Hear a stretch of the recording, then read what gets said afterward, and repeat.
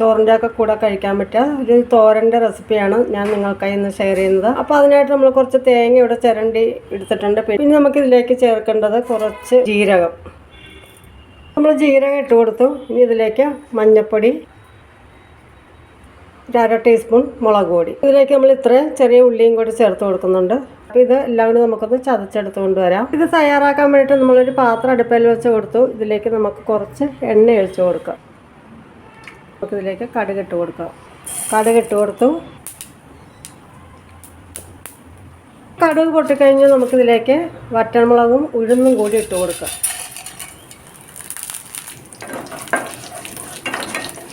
നമ്മൾ വറ്റൽമുളകും ഉഴുന്നുപരിപ്പും കൂടി നല്ലവണ്ണം ഒന്ന് മൂപ്പിച്ചു. ഇനി ഇതിലേക്ക് ലേശം വേപ്പില കൂടി ഇട്ട് കൊടുക്കാം.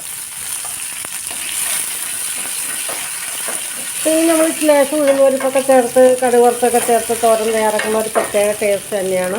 ഉഴുന്നുപരിപ്പ് ഇല്ലെങ്കിലും കുഴപ്പമൊന്നുമില്ല. അപ്പോൾ ഇതിലേക്ക് ടേസ്റ്റ് കൂടാൻ വേണ്ടിയിട്ട് നമ്മൾ ഉഴുന്നുപരിപ്പൊക്കെ ഇട്ട് കൊടുക്കുകയാണ്. ഇനി നമുക്കിതിലേക്ക് അരിഞ്ഞു വെച്ചേക്കണം സവാള ഇട്ട് കൊടുക്കുക. സവാള കൂടി ചേർത്ത് ഇനി ചെറുതായിട്ടൊന്ന് വഴറ്റിയെടുക്കാം. സവാള ചെറുതായിട്ടൊന്ന് വാടിയിട്ടുണ്ട്. ഇതിലേക്ക് നമ്മൾ അരിഞ്ഞു വെച്ചേക്കണം പടവലങ്ങ കൂടി ചേർത്ത് കൊടുക്കുക. അപ്പോൾ നമ്മൾ ഈ തോരൻ റെഡിയാക്കുന്നത് പടവലങ്ങയും സവാളയും കൊണ്ടാണ്. പടവലങ്ങ ഇട്ട് കൊടുത്തു. ഇതെല്ലാം കൂടി നല്ലോണം ഒന്ന് ഇളക്കി യോജിപ്പിച്ച് കുറച്ച് ഉപ്പും കൂടി ചേർത്ത് കൊടുത്ത് നമുക്കിതിൻ്റെ മേലേക്ക് അരപ്പും കൂടി ഇട്ട് നല്ലോണം ഒന്ന് ഇളക്കി യോജിപ്പിച്ച് ഒന്ന് അടച്ചുകൂടി വെച്ച് 2-3 മിനിറ്റ് നേരം ഒന്ന് വേവിച്ചെടുക്കുക. ഇതിന് ആവശ്യത്തിനുള്ള ഉപ്പിട്ട് കൊടുക്കുകയാണ്. ഇനി ഇതെല്ലാം കൂടി ഒന്ന് മിക്സ് ചെയ്യാം. നമ്മൾ സവാള പടവലങ്ങ ഉപ്പെല്ലാം കൂടി ചേർത്തിട്ട് നല്ലോണം ഒന്ന് ഇളക്കി യോജിപ്പിച്ചിട്ട് കൊടുത്തു. ഇനി നമുക്കിതിലേക്ക് ചതച്ച് വെച്ചേക്കണം ആ തേങ്ങയും ഉള്ളി എല്ലാം കൂടി ചതച്ച് വെച്ചിട്ടുണ്ടല്ലോ അതെല്ലാം കൂടി ഇതിലേക്ക് ചേർത്ത് കൊടുക്കുക.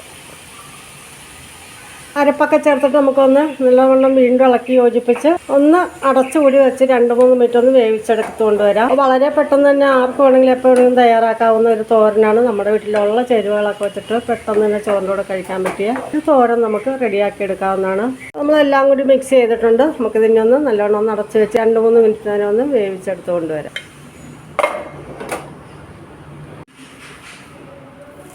അപ്പോൾ നമ്മളിത് വെച്ചിട്ട് 3 മിനിറ്റൊക്കെ ആയി. നമുക്കിത് നല്ലോണം ഒന്ന് വീണ്ടും ഒന്ന് മിക്സ് ചെയ്തിട്ട് കൊടുക്കാം.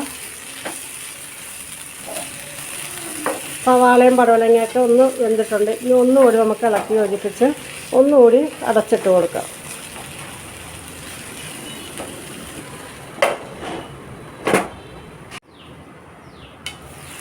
ഒന്ന് ഇളക്കി നമുക്ക് നല്ലതുപോലെ ഒന്ന് നിരത്തിയിട്ട് കൊടുക്കാം. നമുക്കിതൊന്ന് അടച്ചൊന്നും വയ്ക്കണ്ട.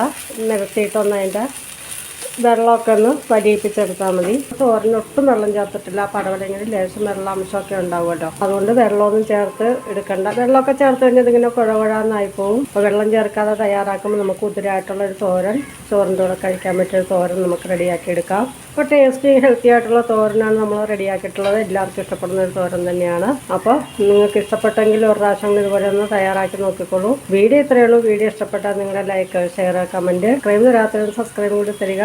അപ്പോൾ ഓക്കെ, മറ്റൊരു വീഡിയോ ആയിട്ട് നമുക്ക് വീണ്ടും വരാം. ബൈ. Thank you.